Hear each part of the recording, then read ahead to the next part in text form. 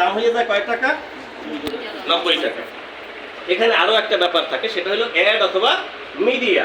কোনো একটা মিডিয়াকে অর্থাৎ এই পণ্যটার প্রচারের জন্য, বিভিন্ন মিডিয়ায় প্রচার করার জন্য কিন্তু কোম্পানির বড় একটা অংশ টাকা খরচ হয়। এই টাকাটাও কি এই টাকারই অংশ বিশেষ, তাই না?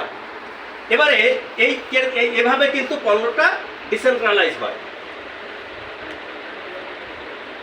কিন্তু একজন ক্রেতা এবারে এই মুদি দোকানের কাছে যায়, এই দোকানদার কিন্তু আর এই ক্রেতার কাছে যায় না।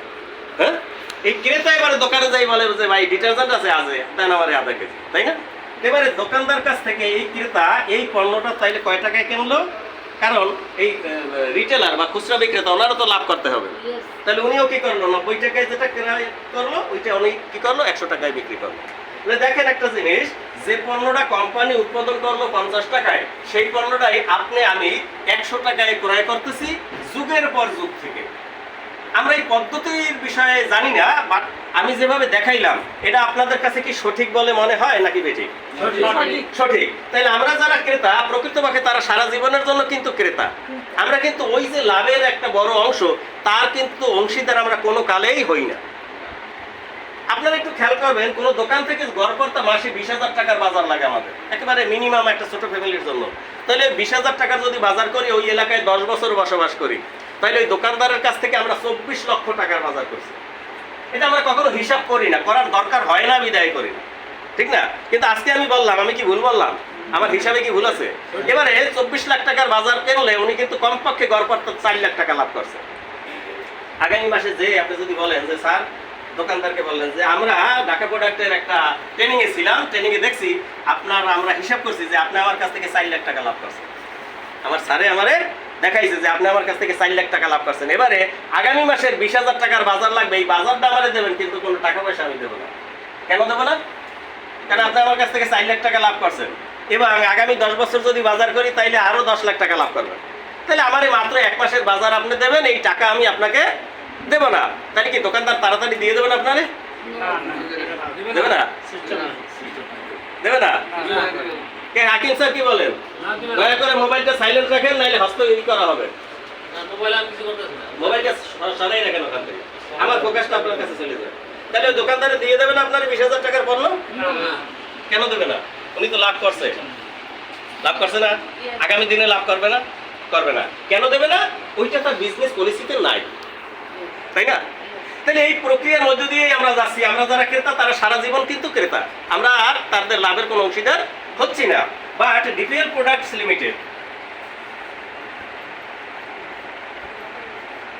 আমরাও একটি কোম্পানি, আমরাও পণ্য উৎপাদন করি, কিন্তু আমাদের মার্কেটিং এর ধরন তাদের থেকে সম্পূর্ণ ভিন্ন, আমাদের পলিসিটা সম্পূর্ণ ভিন্ন।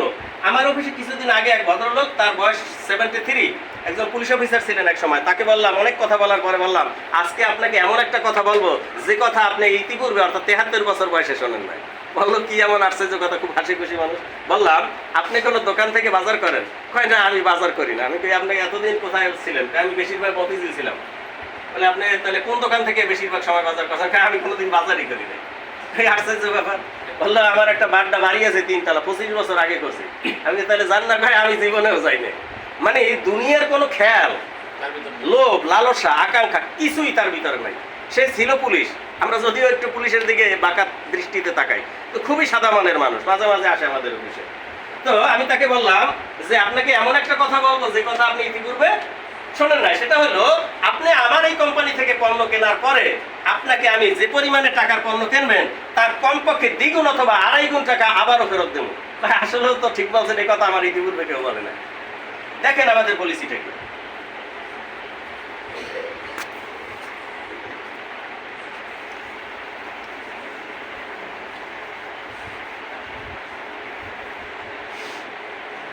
ডিপিএল প্রোডাক্ট পণ্য উৎপাদন করে। আমাদের কাছে 10-12টা প্রোডাক্ট আছে, যদিও আমরা ডিসপ্লে করতে পারতেছি না। যারা পুরাতন তারা তো জানেন, নতুনদের জন্য বলছি, আপনারা থাকলে পরে দেখে নেবেন। আমরা পণ্য উৎপাদন করি, আমরাও কিন্তু ডিটারজেন্ট টনকে টন উৎপাদন করি। আমাদের পক্ষে কি 10 কেজি উৎপাদন করা তো সম্ভব না? তাহলে আমরাও যেহেতু উৎপাদন করি, তাহলে আমরাও করি টনকে টন উৎপাদন করি, কিন্তু আমাদের ব্যবসায়িক পলিসি হলো আমরা ডিরেক্ট সেলিং মার্কেটিং করি। আমাদের মার্কেটিং সিস্টেমটা কি? Direct selling marketing. আর আমরা যে মার্কেটিং এর সাথে সকলে পরিচিত সেটা কি? Traditional marketing. তাহলে পার্থক্যটা কি? মৌলিক পার্থক্যটা হলো আমাদের কাছ থেকে যদি কেউ চায়, সেই একজন ক্রেতা সে আধা কেজি ডিটারজেন্টও কিনতে পারে। মৌলিক পার্থক্যটা কোথায় বুঝতে পারছেন? অর্থাৎ আমরাও টনকে টন উৎপাদন করি, তাইলে নিয়ম অনুযায়ী কি আমাদের কাছ থেকে আধা কেজি বিক্রি করার বা ক্রয় করার কোনো সুযোগ ওই পদ্ধতিতে ছিল না। বা আমাদের পদ্ধতি বলছে যে এই পদ্ধতিতে আপনি ইচ্ছা করলে একটা হারপিক 160 টাকা দাম এটা কিনেও কোম্পানির মেম্বার হতে পারবেন, অথবা আধা কেজি ডিটারজেন্ট কিনেও আপনি মেম্বার হতে পারেন। তার মানে ডিরেক্ট সেলিং মার্কেটিং এ ক্রেতা এবং কোম্পানির মাঝে কোনো মধ্যস্বত্বভোগী থাকে না। কি থাকে না? অর্থাৎ ওই যে ডিপো ছিল, এজেন্ট ছিল, ডিলার ছিল, হোলসেলার ছিল, রিটেলার ছিল, অ্যাড অথবা মিডিয়া ছিল, আমাদের কোনো কিছুই থাকে না। শুধু কে থাকে? আপনি আর আমি। আপনি আর আপনি কে? কোম্পানি। ক্রেতা। আমি কে? কোম্পানি। এই দুই পক্ষের মাঝে আর কেউ থাকে না। তাইলে মনে করেন ডিপিএল যে পণ্যটা 50 টাকায় উৎপাদন করে, সেই পণ্যটা যদি ক্রেতার কাছে 100 টাকা বিক্রি করে, কারণ ক্রেতার কাছে কি কম দামে বিক্রি করা যাবে বাজার মূল্যের চেয়ে? যাবে না। তাহলে বাজার মূল্যের সাথে সামঞ্জস্য রেখেই তো বিক্রি করতে হবে। তাহলে দেখেন ডিপিএল 50 টাকায় উৎপাদন করে যে পণ্যটা 100 টাকা বিক্রি করলো, তাহলে ডিপিএল এর 50 টাকা লাভ হয়েছে কি হয় না? এর মাঝে এই 50 টাকা খাওয়ার জন্য কি কোনো মধ্যস্বত্বভোগী দাঁড়াই আছে? নাই। তাহলে এখন ডিপিএল এই 50 টাকা কি করে? সে তো 50 টাকাই লাভ করলো, তাহলে সেই টাকাটা দিয়ে সে কি করবে? যদি 100 টাকায় 50 টাকা হয়, তাহলে যদি সে 1 কোটি টাকা সেল করে, তাহলে কি 50 লাখ টাকা লাভ করছে, তাই না? ডিপিএল এর পদ্ধতি হইলো এই যে লাভ করলো, এই লাভের একটা সিংহভাগ বড় অংশের টাকা সে তার ক্রেতাকেই ফেরত দেয়। যে কথা আপনারা হয়তোবা কেউ কেউ আজকেই প্রথম শুনবেন, আমি জানি না আপনারা ইতিপূর্বে শুনছেন কিভাবে ফেরত দেয়, সেই পদ্ধতিটা নিয়ে আমরা একটু আলোচনা করব। ডিপিএল বলতেছে যে আমি যদি 100 টাকা লাভ করি, কত টাকা? 100 টাকা। তাইলে আমার কোম্পানির ব্যবস্থাপনা ব্যয়ের জন্য আমার 20% অর্থাৎ 20 টাকা রেখে দেই। কোম্পানির অফিস ভাড়া আছে, স্টাফদের স্যালারি আছে, বিদ্যুৎ বিল আছে, এবং কোম্পানির যে সফটওয়্যারটা, এই সফটওয়্যারকে সার্ভারে বসানোর জন্য অনেকগুলো টাকা গুনতে হয়। যারা সার্ভার সম্পর্কে, সফটওয়্যার সম্পর্কে ধারণা আছে তারা এটা বুঝবে, অনেক টাকা পে করতে হয়। তাহলে সকল টাকা মিলে কোম্পানির ব্যয় কত? 20%। তাহলে আর বাকি রইল কত টাকা? 80% টাকা। এই 80% টাকাই কোম্পানির যারা ক্রেতা তাদেরকে ফেরত দেয়। তাহলে কি এই কথা আমরা ইতিপূর্বে কি শুনেছি? এমন কেউ আছেন কি যারা শুনছি এই কথা?